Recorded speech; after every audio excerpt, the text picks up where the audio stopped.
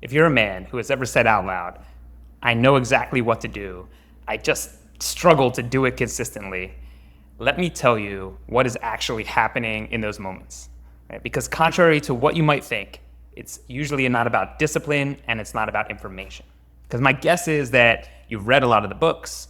You probably know that protein at breakfast is going to beat a bagel eaten quickly in the car. You know what a responsible dinner looks like. Nutritional knowledge is not the bottleneck. So why does Monday through Friday kind of look like one guy who's all dialed in, and then Saturday comes around and it looks like somebody else entirely? So I'm going to do the best I can to answer this in about the next 10 minutes. And I'm going to be really honest with you, right, about why so many of the things that you've tried haven't gotten you the success, the results that you want. So let me do my best to kind of describe perhaps the last 6 months, and you tell me how close I get to the reality, right? So at some point, you had a wake-up call that you needed to start paying more attention, right, to your diet, to your weight, to your health. If you kept eating and living the way that you have been, you'd end up in a bad place. Maybe 6 months from now, maybe 6 years from now, not where you want to be. So what do? You start strong with a new game plan. Right? Probably on a Monday, all right, you dialed it in. Maybe you tracked everything that you ate. Maybe you prepped your food. Maybe you cut out the stuff that you know doesn't serve you. Right? And it worked for a while, right? Because these external changes, they do matter. They are helpful. However, life does what it does. Right? Maybe you start to travel. You have a bad week of sleep. I know for myself, when kids shift from a summer schedule to a school schedule, things can blow up, right? And by the next dinner, you find yourself eating something that you didn't plan on eating, you might not even enjoy, and that you're going to beat yourself up for afterwards, right? And you're watching yourself do it. Right? That voice in your head usually says one of two things. Either, like, that's it, new rules, starting again on Monday, no excuses, no exceptions. Or it's like, screw it, why not? That doesn't really count. Let's just keep eating. Here's what I want you to notice. Right? Both of these are actually the same move in opposite directions. One kind of clamps down, restarting on Monday. The other one checks out, makes excuses, justifies it. Right? But both of them are refusing to be in relationship with what just happened. And here's the part that usually kind of hurts. Right? It's like you're not doing this because you're weak. You're doing it because those are the only two moves that you've ever really learned. You feel like you have no other options. Well, let me tell you, right? You do have other options. I'll say that again. You do have other options. But at the current level of awareness and your current mindset, you can't access them. They don't seem possible. So what do? You keep getting caught in the same cycle of the pendulum swinging. And so many of the men I work with, right, who are like really smart, driven guys, they run teams, they have families, they show up for everyone. Right? They think that their problem is that they keep getting derailed, they don't have the right plan, so they try to fix it by like pulling harder towards more control, more discipline. Right? But the harder you pull to one side, the harder it swings back to the other. And I think intuitively, most people know this. The crash diet creates the binge, right? The screw it weekend creates that Monday cleanse, right? When your weekdays are really locked down to like the gram of protein, right? That's usually why the weekend has no breaks, right? Those two halves of your week aren't unrelated. They manufacture each other. And this is the thing that almost nobody is going to say to you. Right? You're never going to win this game. And now before I tell you why, let's talk about what you've already tried that is keeping you trapped in that same frustrating game of clamping down, feeling bad about your eating, gaining weight, feeling bad about your body, and just repeating the whole cycle. Right? So maybe you've done some macro tracking, maybe you've used some food logging apps. These can be genuinely useful. Right? They give you awareness you didn't have, but the challenge is that an app usually converts eating into a caloric scoreboard, and then the second the scoreboard goes bad, right, you stop looking at it. Right? Nobody logs the binge, nobody wants to see themselves, losing.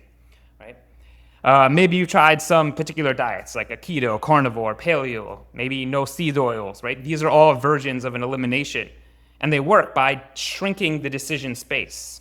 Fewer choices, there's less to negotiate. And honestly, that is a real relief in this overwhelming world. But you've built a system that has no give in it. And the problem is that one exception becomes a breach of the whole program.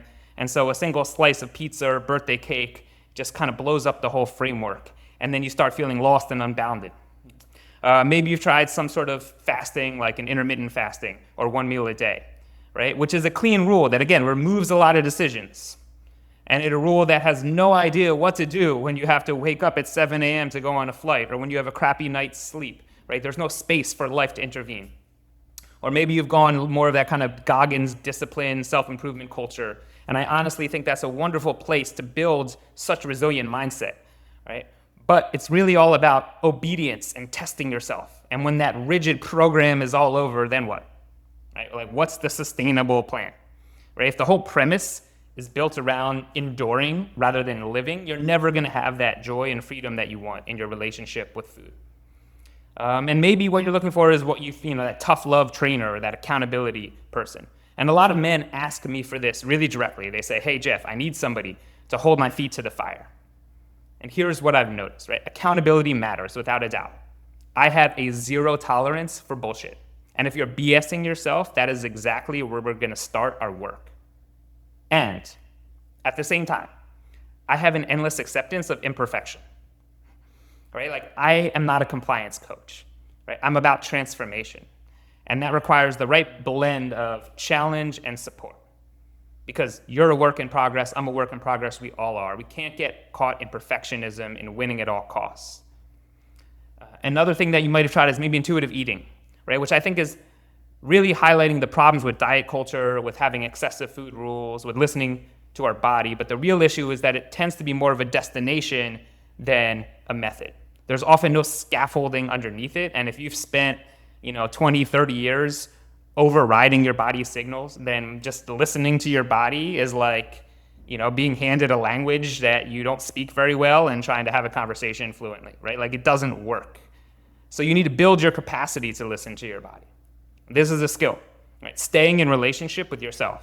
When one part of you wants to check out, this is one of the most fundamental things that I teach to all of my clients. And then, yes, we got to talk about GLP-1s because they change appetite, they reduce cravings, and for some people, that's really, really useful. The challenge is that they don't teach you anything. They don't address who you are as an eater. And if you ask any man who's come off it, what happens, right? Those old patterns just tend to reemerge, right? So here's the thing that I've come across with every one of those strategies, right? Each one of them is a strategy for staying on the bandwagon. They may differ on the rules, but they agree completely about the game. And that in that game, there's really only two states, right? You're on the bandwagon or off the bandwagon. You're winning or you're not, right? So falling off the bandwagon is part of the design. And so I think there's an old idea that I want to bring up, and this comes from Aristotle, who drew a line between two types of people, right? And to make it more modern, there's the man who wants the donut badly and doesn't eat it, right? He's like white-knuckling, he's clenching, but he's also winning, feels good about himself. And then there's the man who the donut still is delicious, but it's quietly lost its power. You can take it or leave it. And the point is that the first guy isn't the finished product, right? He's still in progress because he's still at war with himself. And if resisting temptation is your entire strategy, then temptation stays at the center of your life. You're still organized around the donut, around the cutting calories, around the managing food. And that's an exhausting way to live. It's not sustainable. And sure, you can hold that line for a month, maybe 6 months, but for the rest of your life? So the research on self-control, I think, also lands in a similar place, by the way. Right? People who look disciplined from the outside, they mostly aren't like out-gritting everyone. They typically are doing two things really well. One is that they're building environments and habits where that fighting with yourself happens less often. But two, they've achieved this internal integration where those competing desires don't rip them apart. They can want one thing and need another thing without collapsing into either one. Right? And this second piece takes a lot of practice. It's a capacity that you build, the capacity to hold those polarities with awareness, with discernment. This is exactly what I teach in my coaching. This is the true inner work, right? That really makes you say, hey, that donut, it does look delicious, but it matters less than what I am trying to achieve in this lifetime. And so then the decision becomes easy, right? So there's a new game, right? The new game where there is no bandwagon. Now, what do you need to do? First, you need to start treating your body like a living system, right? It adapts, it compensates, it pushes back when you force it. Right? Second, you need to stop trying to fix this living system. Stop trying to fix your body, fix your eating. Instead, you tend to it. Okay? So think a little bit less like a mechanic and more like a gardener. A gardener doesn't declare war on the plants or the weather. Right? He notices the conditions and responds.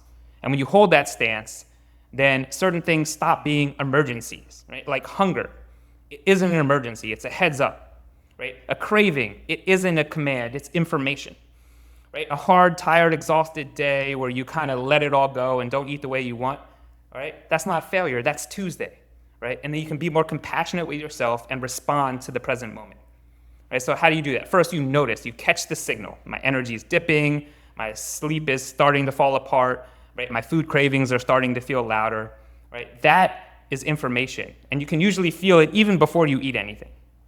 The second thing to do is name it. Name it out loud. Which pole am I drifting towards right now? Right? Am I drifting towards the mindlessness, or am I drifting towards that over-control, the rigidity? And then 3, we nudge. We make smart little moves that respond to the conditions, and then we wait and we listen.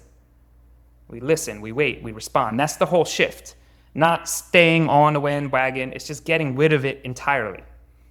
Because guess what? You're gonna drift. I still drift. That's not failure, that's the living system doing what it does. It fluctuates, it moves back and forth. The skill is noticing it and learning how to nudge the system without the drama, without the self-criticism, without that clenching down rigidity. And so let me tell you what this actually looks like when it's working, because it's less dramatic than you think. Weekends, they stop being this leak in your system. You don't have to white knuckle Monday through Friday and then unravel every Saturday and Sunday.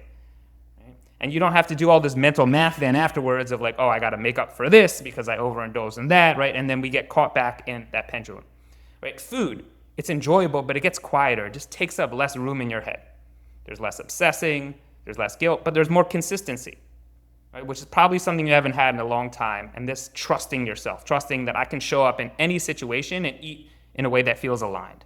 And you still have energy to do your work, to get on the floor to play with your kids, right? Instead of being wiped out by a day of managing yourself, because it requires so much psychic energy to do all this mental gymnastics around food. Now you have that energy to feed forward, to help you take care of others, to help you serve, to help you be a leader.